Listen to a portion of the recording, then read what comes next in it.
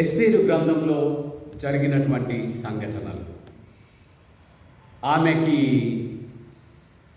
మొదటి పేరు మీకు ఎవరికన్నా గుర్తుందా? ఎస్తేరుకు ఉన్నటువంటి పేరు హదస్సా.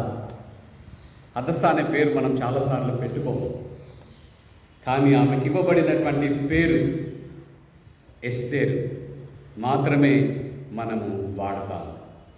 తర్వాత ఎస్తేరు గ్రంథంలో మీకు కనిపించే మొదటి వచనాలలో ఏషియా కూడా కనిపిస్తుంది, దక్షిణ భారతదేశం కూడా కనిపిస్తుంది. ఎనీహౌ, ఈ పుస్తకంలో మనము జరుగుతున్నటువంటి సంఘటనలను చూచినప్పుడు ఎస్తేరు మొర్దెకై పరదేశంలో ఉన్నట్టుగా మనము చూస్తాము. జెరెక్స్ I అనే రాజు పరిపాలనలో 485వ సంవత్సరం క్రీస్తుకు పూర్వం ఇక్కడ జరుగుతున్నటువంటి సంఘటన జెరెక్స్ I, క్రీస్తుకు పూర్వం 485వ సంవత్సరం. ఆయన దాదాపుగా 6 నెలలు తన రాజ్యంలో ఉన్నటువంటి ప్రజలందరినీ, అధికారులను అందరినీ తన రాజధానికి ఆహ్వానించాడు. 6 నెలలు గొప్ప విందు జరుగుతూ ఉన్నది. Celebrations for 6 months. మన వివాహాలు బహుశా 2 రోజులు మనం చేసుకుంటాం. ఇప్పుడు కాలం మారిపోయింది, ఒక రోజుకి వచ్చింది. ఇంకా కాలం మారిపోయింది. సిటీలోకి మీరు వెళ్తే సాయంకాలం 5 గంటలకు పెళ్ళి అయితే 4 గంటలకు జరిగే ప్రాంగణాన్ని డెకరేట్ చేస్తారు, ఎక్కడో భోజనం తీసుకొని వచ్చేస్తారు. తిరిగి 9 గంటలకంతా ఆడ పెళ్ళి జరిగింది అని కూడా తెలియదు, అందరూ వెళ్ళిపోతారు. కానీ రాజు 6 నెలలు he called for national celebrations. తన అధికార దర్పాన్ని ఆయన విందుల రూపంలో ప్రజలందరి ఎదుట ఒక ఉత్సవం వలె చేస్తూ చివరి రోజు రాణిని పిలిచాడు, వస్తీ. ఆమె రావడానికి తన సంసిద్ధతను వ్యక్తము చేయలేదు. She rejected king's order. రాజు ఇచ్చినటువంటి ఆజ్ఞని ఆమె తృణీకరించినట్టుగా మనం చూస్తాం. తృణీకరించబడినటువంటి ఆజ్ఞ మరి వస్తీ చాలా కోపానికి గురి చేయబడ్డం, ఆ స్థానం నుండి ఆమె తొలగించబడ్డం. మనం పాజిటివ్గా ఆలోచన చేసినప్పుడు అలనాటి కాలంలో స్త్రీ బహిరంగ ప్రదేశాలకు రావడం, బహిరంగంగా తన అందాన్ని చూపడం అగ్నెస్ట్ ద నేషనల్ కల్చర్, సంస్కృతికి విరుద్ధమైనటువంటిది. She decided to safeguard her human rights of dignity. తన గౌరవ హక్కులను ఆమె చేబూని పట్టుకొని నేను రాను అని చెప్పింది. అక్కడ మీరు గమనిస్తే రాజుతో కూడా ఉన్నటువంటి పరివారం అంతా కూడా ఒక నిర్ణయం చేశారు, రాణిని తొలగించండి. మరొక రాణి కొరకు సమాజంలో, దేశంలో ఉన్నటువంటి యవన స్త్రీలందరినీ కూడా తీసుకొని రండి. వారిని కోటగోడలో చాలా రోజులు పెట్టిన తర్వాత ఫైనల్ టెస్టులో ఎస్తేరు హదస్సా ఎన్నిక చేయబడింది. వస్తీ ప్లేస్ని రీప్లేస్ చేసింది, రాణిగా మారిపోయింది. అలా మారిపోయినటువంటి దినములలో ఎస్తేరు ఎవరో రాజుకు కూడా తెలియదు, ఆమె జాతి తెలియదు, ఆమె బంధువులు తెలియదు.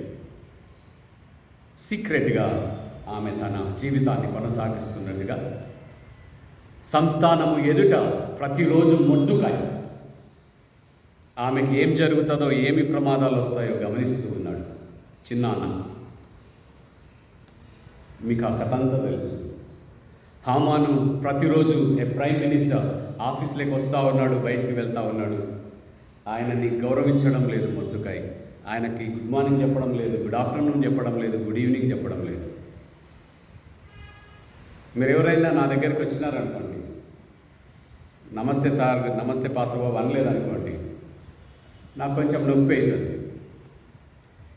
కొంచెం కోపం కూడా అవుతుంది. లేదంటే నేనే చెప్తాను మీకు గుడ్ మార్నింగ్, గుడ్ ఆఫ్టర్నూన్, బాగున్నారా, నమస్తే, మీరు పలకకుంటే, మీరు చెప్పకుంటే. ఏ సిటీస్లో నేను ఫ్యాకల్టీగా ఉన్నప్పుడు పిల్లలు కనిపించినప్పుడు ఆడ ప్రాబ్లం ఏంటంటే 10 సార్లు కనపడితే 10 సార్లు నమస్తే చెప్తారు. కొంతమంది చెప్పకుండా వెళ్తూ ఉంటారు. ఐ విల్ కాల్ దెమ్, పిలుస్తాను నేను దగ్గరికి.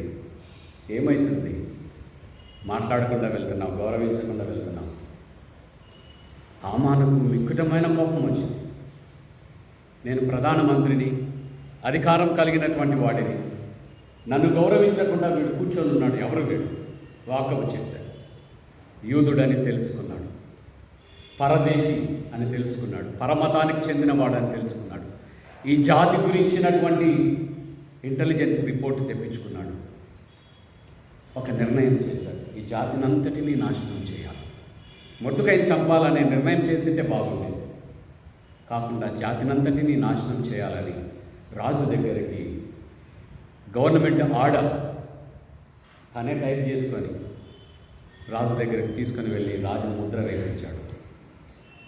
రాజు మరి ఆ ఆర్డర్ చదివినాడో లేదో తెలియదు. చదివినా కూడా ఆ జాతి ఏమో తెలియకపోయి ఉండవచ్చు. ఆర్డర్స్ వర్ పాస్డ్. ఫలాని రోజు దేశంలో ఉన్నటువంటి యూదులను అందరినీ కూడా చంపివేయాలని ఒక ఆజ్ఞ జారీ చేశారు. హామాను చంపబడే వారిని అందరినీ ఆ దినమునకు ముందే మొర్దెకైని కూడా చంపడానికి ఉరికంబాన్ని సిద్ధం చేశాడు.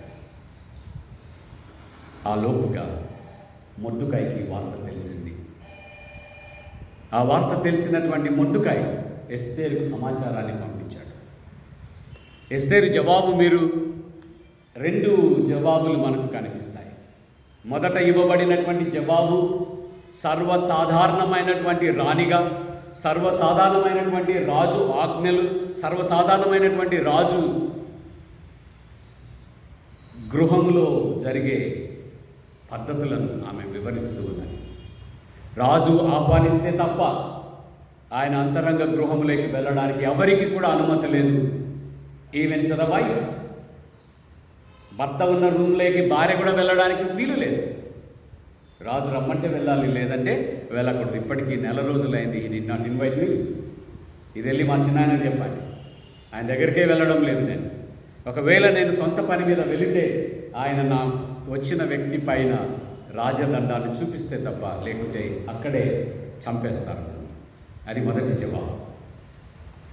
మొర్దెకై చెప్తున్నటువంటి జవాబు నా బైబిల్లో నేను అండర్లైన్ చేసుకుంటున్నాను. నీవు ఈ సమయమును బట్టి రాజ్యమునకు వచ్చిందివేమో ఆలోచించుకోమని చెప్పాను. చెప్పుమని. దేవుడు ఇశ్రాయేల్ ప్రజలకి ఇలాంటి శ్రమ కలుగుతుందని ముందుగానే నిన్ను ఆ కోటకు తీసుకుని వెళ్ళాడేమో ఆలోచించు. To deliver god's people, god decided to make you as an instrument. నిన్ను దేవుడు ఒక ఉపకరణముగా వాడుకొనుటకు ముందుగానే నీవు రాజగృహాన్ని దేవుడు నిన్ను చేర్చాడేమో ఆలోచించు. ఒకవేళ ఇశ్రాయేల్ ప్రజలని విమోచించడానికి నీవు ఉపకరణముగా వాడబడకపోతే దేవుడు విమోచనను మరొక దారి నుండి తీసుకొని వస్తాడు. విమోచన అన్నది God's deliverance, the act of God's deliverance is obvious, certain. విమోచించుట అనే చర్య తప్పకుండా జరుగుతుంది. దేవుడు మమ్మల్ని చంపబడ్డానికి అంగీకరించాడు. మన జాతిని సమూల నాశనం చేయడానికి ప్రణాళిక వేసిన ప్రజల ప్రణాళికని దేవుడు ఇంప్లిమెంటేషన్ చేయనివ్వడు, ఆటంకం చేస్తాడు. నీ ద్వారా ఆటంకపరచబడ్డానికి నువ్వు ఒక ఉపకరణంగా వాడబడతావా? లేదు, భయపడి వాడబడకుండా ఉంటావా? నీ ప్రాణాన్ని ఒక్కటే కాపాడుకోవాలని అనుకుంటున్నావా? పర్వాలేదు, దేవుని విమోచన కార్యం మరొక డోర్లో నుండి వస్తుంది. ప్రజలు ఒక ద్వారాన్ని మూసేస్తే మనకు దేవుడు మరొక ద్వారాన్ని తెరుస్తాడు. పాస్టర్గా నేను ఉన్నప్పుడు కొరియాకు వెళ్ళే ఒక అవకాశం వచ్చింది. కానీ ఆ అవకాశంలో దేవుడు ఆశ్చర్యకరమైనటువంటి కార్యములను చేశాడు. నా పేరు తీసేశాడు. చాలా బాధపడ్డాను. They have closed one door. కానీ దేవుడు మరొక మార్గాన్ని నాకు తెరిచాడు.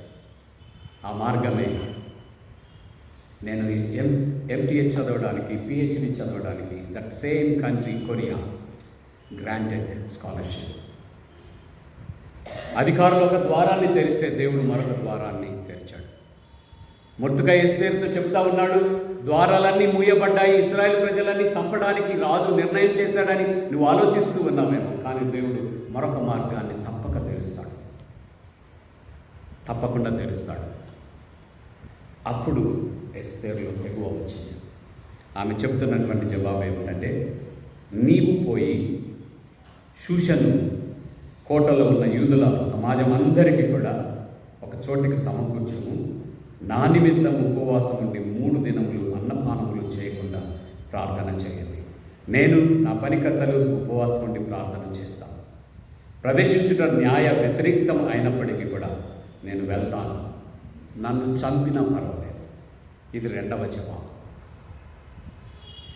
ప్రాణమును తెగించి నేను రాజమందిరానికి వెళ్తాను. I'm ready to die, even to die for my people's sake. సమాజం అంతా కూడా ఉపవాసం నుండి ప్రార్థన చేసి రాణి వెళ్ళిపోయింది. ఆ తర్వాత చరిత్ర అంతా కూడా మీకు తెలుసు. హామాను ఎవరి కొరకైతే ఉరికంబాన్ని సిద్ధం చేశాడో అదే ఉరికంబము మీద రాజు హామానును చంపించేశాడు. చంపాలని భావించినటువంటి మొర్దెకై హామాను స్థానంలోనికి పదోన్నతి పొందాడు. బండ్లు ఓడలైతాయి, ఓడలు బండ్లు అవుతాయి. దేవుని కార్యాలు అద్భుతముగా దేవుడు చేయగలడు. మనల్ని ప్రజలందరూ తృణీకరించినప్పుడు, మనల్ని అధికారులందరూ తృణీకరించినప్పుడు దేవుడు మనల్ని ఆనర్ చేస్తాడు.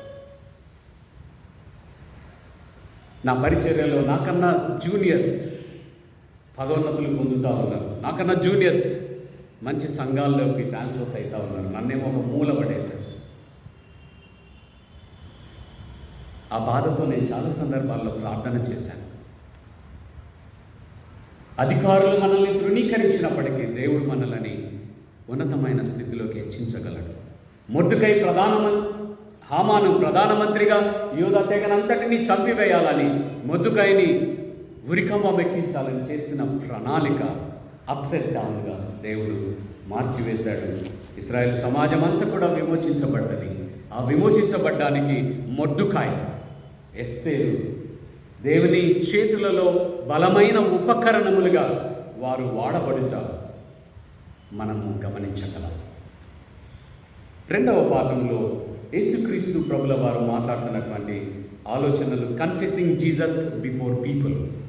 అధికారుల ఎదుట యేసుక్రీస్తు ప్రభుల వారిని దేవుడుగా ప్రభుడుగా ఒప్పుకొనుట, అంగీకరించుట, ధైర్యంగా క్రీస్తు ప్రభుల వారు నా రక్షకుడు అని అంగీకరించుట ద్వారా పరలోక రాజ్యంలో దేవుడు మనల్ని ప్రతిఫలంతో దీవిస్తాడు. యేసుక్రీస్తు ప్రభుల వారు చెబుతున్నారు, నా శాంతినే మీకు ఇవ్వడానికి వచ్చాను, నా సమాధానాన్నే మీకు ఇవ్వడానికి వచ్చాను. Let you receive my peace అన్న క్రీస్తు ప్రభుల వారు ఇక్కడ చెబుతా ఉన్నారు, నేను లోకములోనికి ఖడ్గమును పంపించాను, నేను లోకమును 2గా విభజించడానికి వచ్చాను. సమాజం అంతా కూడా దేవుని రాజ్యము ప్రారంభించబడినప్పుడు దేవుని రాజ్యములో చేరేవారంతా ఒక వర్గం, దేవుని రాజ్యం అంటే ఇష్టం లేనటువంటి వారు మరొక వర్గం. ఇంకొక చోట చెబుతాడు, ఇంట్లో కూడా నేను విభజనలను కలుగచేస్తాను. భార్యాభర్తల మధ్య విభజన, అత్త కోడళ్ళ మధ్య విభజన, తల్లిదండ్రులు పిల్లల మధ్య విభజన. ఏంటి విభజన? క్రీస్తును ప్రేమించే వారందరూ ఒక రకంగా, లోకాన్ని ప్రేమించేవారు మరొక వర్గముగా సమాజాన్ని నేను విభజిస్తాను. ఆ విభజించబడినటువంటి సమాజంలో దేవుని రాజ్య విలువల కొరకు చనిపోవడానికి కూడా సవాలుతో కూడినటువంటి తమ జీవితాలని కమిట్మెంట్ చేసుకున్నటువంటి వర్గం ఒకవైపు అయితే, వారిని ద్వేషించే వర్గం మరొక వైపు ఉంటుంది. మనం కూడా పనిచేసే ఉద్యోగంలో విత్ యువర్ కమిట్మెంట్ నువ్వు పని చేస్తూ ఉండగా ఆ కమిట్మెంట్ని వ్యతిరేకించే వారు నీకు శత్రువులుగా మారిపోతారు. చర్చ్లో నేను పాస్టర్గా వచ్చాను, 2 ఏళ్ళు అయింది నేను ఇక్కడికి వచ్చి. 100% మీరు నన్ను ప్రేమించారు. ద్వేషించేవారు తప్పకుండా ఉంటారు. ఈయన త్వరగా ట్రాన్స్ఫర్ అయితే బాగుంటుంది అనుకునేవారు తప్పకుండా ఉంటారు. ఇది చాలా సహజం. ఇది సహజం. కొన్ని చోట్ల బంధువులే వ్యతిరేకించడం ప్రారంభం చేస్తారు. ఇంత స్ట్రిక్ట్గా ఉంటే కుదరదు, దేవుడి రాజ్యం విలువలని నువ్వు మడిగట్టుకొని జీవిస్తే కష్టం. నేను అందరూ అంగీకరించారు, నువ్వు లీడర్ అవ్వో. చాలాసార్లు నాకు కుటుంబీకులే చెప్పారు, you would like to become leader, నీ విలువల్ని తగ్గించుకోవాల్సిందే. ఇంత స్ట్రిక్ట్గా ఉంటే కుదరదు, ఇట్లా మడిగట్టుకొని జీవిస్తే కుదరదు. Will become enemy to many people. యేసుక్రీస్తు ప్రభుల వారు అంటున్నారు, ఇది సహజం సమాజంలో. దేవుని రాజ్య విలువల కొరకు కట్టుబడి జీవిస్తూ ఉన్నప్పుడు తప్పకుండా నీవు శత్రుత్వాన్ని ఎదుర్కొంటావు, ద్వేషాన్ని ఎదుర్కొంటావు. అది నీ ఇంట్లో వాళ్ళే కావచ్చు, అది నీ బంధువులే కావచ్చు, నీ తల్లిదండ్రులే కావచ్చు, అది సంఘంలో ఉన్నటువంటి సంఘ పెద్దలే కావచ్చు, సంఘము కావచ్చు.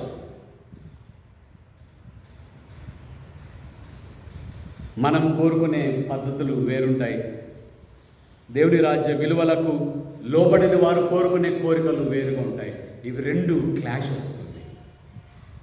ఇది సహజమని యేసుక్రీస్తు ప్రభుల వారు తన శిష్యులకు బోధిస్తూ ఉన్నట్టుగా మనం చూస్తాం. ఏ స్వలాభ అపేక్ష లేకుండా దేవుని రాజ్యము కొరకు ప్రాకులాడుట, అలా ప్రాకులాడని వారు అని 2 గుంపులుగా ఈ సమాజం విభజించబడుతుంది. ఐక్యపరచబడిన సంఘం సిఎస్ఐ, ఐక్యపరచు సంఘం సిఎస్ఐ, ఈ సంఘంలోనే విభజనలు, ఈ సంఘంలోనే దేవుని రాజ్యాన్ని ఇష్టపడేవారు, ఇష్టపడని వారు 2 గుంపులు ఉంటాయి. దేవుని రాజ్య విలువలకు కట్టబడినటువంటి జీవితం, విభజన కలుగుట సమాజంలో ఇది తప్పని ప్రతిఫలం. అయ్యో ఏంటి ఇంతగా విభజించబడ్డారే, చర్చిలో ఇన్ని విభజనలు ఉన్నాయా, కుటుంబంలో ఇన్ని విభజనలు ఉన్నాయా అని మనలని ఎవరు భావించినా దుఃఖపడవసరం లేదు, భయపడవసరం లేదు. యేసుక్రీస్తు ప్రభుల వారిని కూడా చులకనగా వేరుగా చూచినటువంటి వారున్నారు, ఆయన తృణీకరించినటువంటి వారున్నారు. అది తప్పనిసరిగా జరిగేది. పౌలు భక్తుడు తన ఉత్తరంలో రాస్తా ఉన్నాడు, ఫిలిప్పీ పత్రికలో ఎపఫ్రొదితు గురించి రాస్తా ఉన్నాడు. ఎపఫ్రొదితు ద్వారా ఫిలిప్పీ పత్రికను ఆయన ఫిలిప్పీ పట్టణానికి పంపిస్తూ ఉన్నాడు. వార్తాహరుడు, తోటి పనివాడు, జత పనివాడు ఎపఫ్రొదితు గురించి చెబుతా ఉన్నాడు. క్రీస్తు సువార్త వ్యాపకము కొరకు ఆయన చనిపోవడానికి కూడా సిద్ధముగా ఉన్నాడు. Is ready to die for the extension of God's kingdom. దేవుని రాజ్యము ఈ లోకంలో స్థాపించబడటానికి ఆయన తన ప్రాణాన్ని కూడా పణముగా పెట్టడానికి సిద్ధముగా ఉన్నాడు.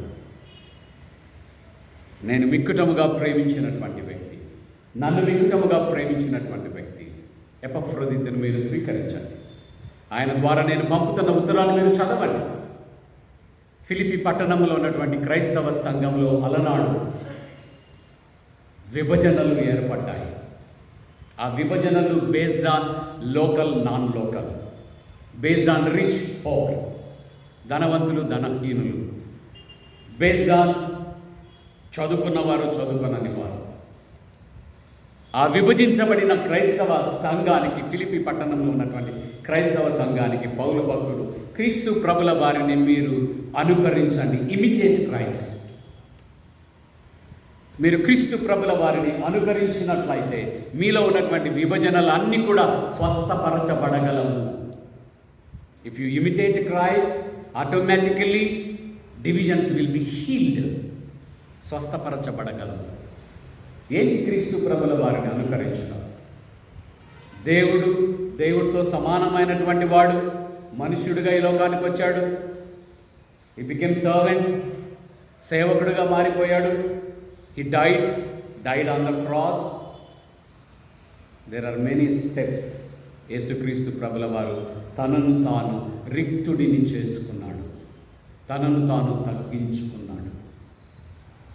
ఆయన గర్వించడానికి అనేకమైన అంశాలు ఉన్నాయి, కానీ వాటిని అన్నిటినీ కూడా మనందరి నీతిమంతులుగా మనల్ని మార్చడానికి తనను తాను ఆయన రిక్తుడిగా చేసుకున్నాడు.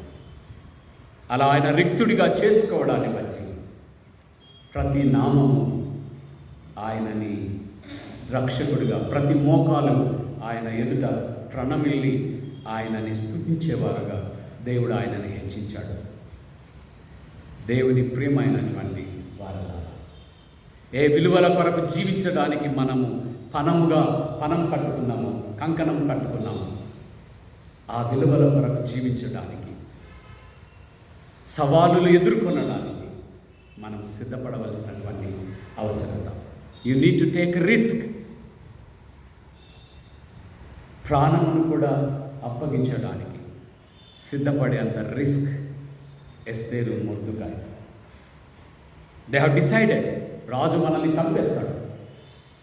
మనల్ని ఇద్దరినే కాదు, కోటలో ఉన్నటువంటి, రాజ్యంలో ఉన్నటువంటి యూదులందరినీ చంపడానికి రాజు ఆజ్ఞ చేశాడు.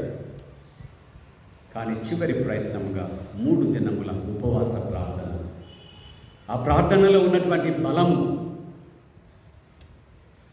రిస్క్ తీసుకుంటున్నటువంటి ఈ సమాజాన్ని అంతటినీ కూడా రాజు మరొక ఆజ్ఞని జారీ చేశాడు. చంపొద్దు, వాళ్ళని కాపాడండి.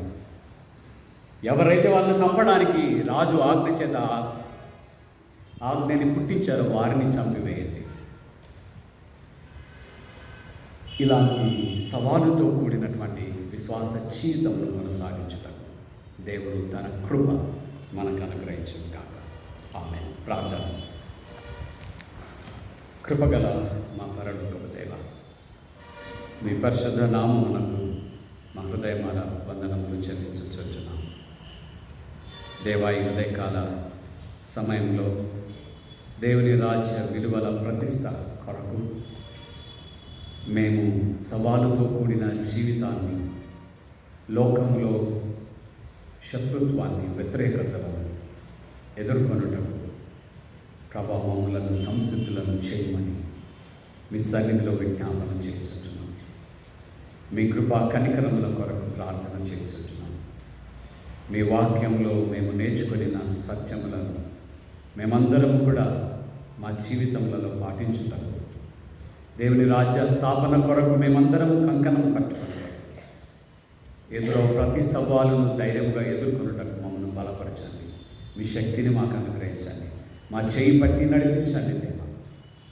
యేసు నామములో ప్రార్థన చేయించున్నాము తండ్రి. ఆమేన్. అందరం లేచి నిలుచొని 24వ పుటలో ఉన్నటువంటి అపోస్తుల విశ్వాస సూత్రమును చెప్పుకుంటాము.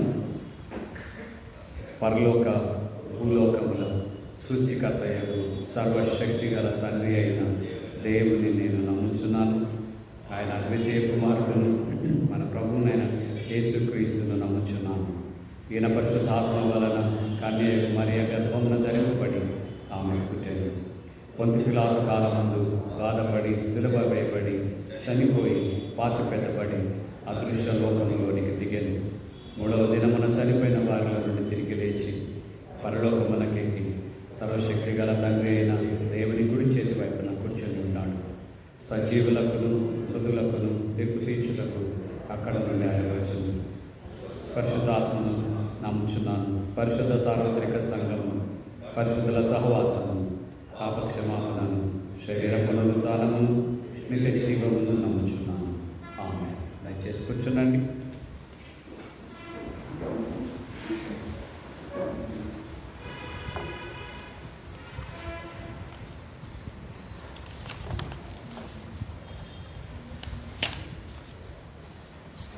సంఘ ప్రకటనలు. ఈ నెల 25వ తేదీ బుధవారం సపోజ్ క్రిస్మస్ దీప ఆరాధన సాయంకాలం 6 గంటలకు ఆలయంలో జరుగును. సంఘమంతా కూడా పాల్గొనవలసిందిగా ఆహ్వానం తెలుపుతున్నాం. 25వ తేదీ బుధవారం సాయంకాలం 6 గంటలకు దీపారాధన ఆలయంలో జరుగుతుంది.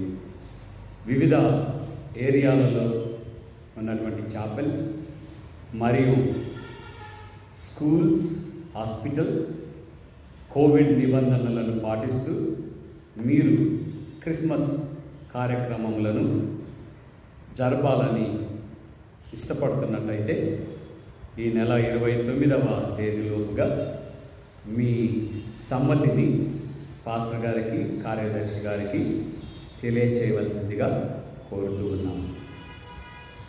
ప్రతి సంవత్సరం జరిగే సంకీర్తన ఆరాధన మరియు వివిధ భాషల ఆరాధనలు కోవిడ్ కారణం వలన మనము జరుపుకొనలేని స్థితిలో ఉన్నాము. దానిని మీరు గమనించండి. పాటలు, బైబిల్ పరీక్షల పోటీలు యథావిధిగా జరపబడును. తదితర వివరములు మీకు తెలియచేయబడును. డిసెంబర్ 13వ తేదీ బహుమతుల ఆదివారంగా మనము ఆచరించదము. 13th డిసెంబర్ గిఫ్ట్స్ సండేగా మనము పాటిస్తాము. డిసెంబర్ 20వ తేదీ ఎయిడ్స్ సంక్షేమ క్రిస్మస్ కార్యక్రమము ఆచరించబడును. క్రిస్మస్ మరియు నూతన సంవత్సర ఆరాధనలు యథావిధిగా 2 ఆరాధనలు జరపబడతాయి. ఆ వివరాలు మీకు మరలా మేము తెలియజేస్తాం. December 31 watch night service JCM చర్చ్లో ఫ్లషింగ్పేటలో జరుగుతాయి. పల్లెల క్రిస్మస్ ఆరాధన డిసెంబర్ 27వ తేదీ బుర్కాయలకోట పాస్వేట్లో ఒక గ్రామమును ఎన్నుకొని ఆ గ్రామానికి మనం వెళ్ళి గిఫ్ట్స్ వారికి ఇస్తూ పల్లెల క్రిస్మస్ జరుపుకుంటాము. పరిస్థితులు అనుకూలించినచో భజన కార్యక్రమం 24వ తేదీ మనం కలిగి ఉంటాము. డిసెంబర్ 31వ తేదీ మరియు 1వ తేదీలలో స్పోర్ట్స్ ఆటల పోటీలు నిర్వహించబడును. ఈ నెల 23వ తేదీ సోమవారం ఉదయం 10 గంటల నుండి మధ్యాహ్నం 12 గంటల వరకు ప్రతిరోజు చర్చ్ సెక్స్టన్ థామస్ గారు ప్రేయర్ టవర్ నందు మీకు అందుబాటులో ఉంటారు.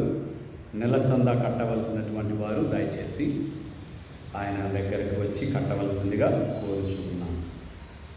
శుక్రవారం ఉపవాస ప్రార్థనలు ప్రేయర్ టవర్లో జరుగుతాయి.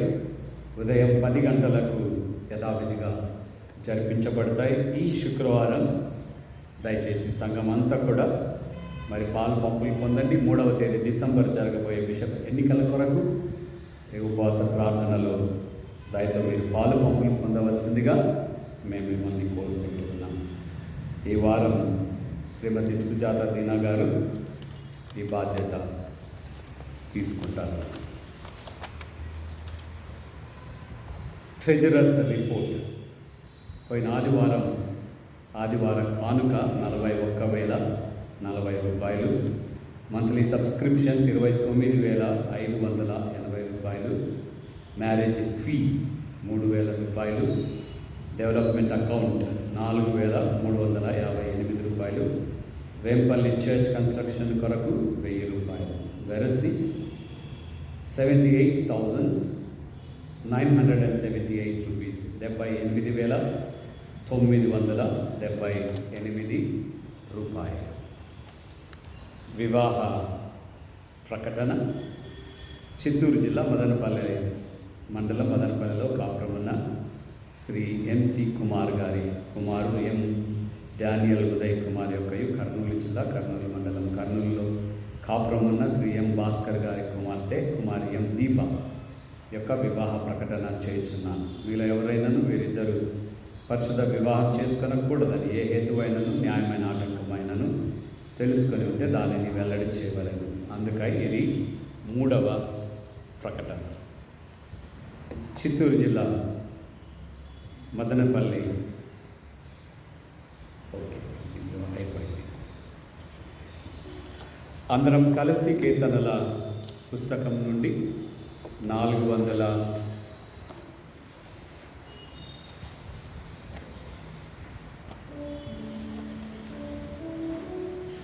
ఎన్న పాడతారు 447 447వ కీర్తన పాట.